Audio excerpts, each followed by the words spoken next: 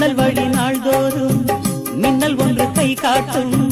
அம்மம்மா என்னைத்தான் ஆசைகளில் நீராட்டும். எனக்கும் உனக்கும் இருக்கும் நெருக்கம் இளமை தொடங்கி முதுமை வரைக்கும்.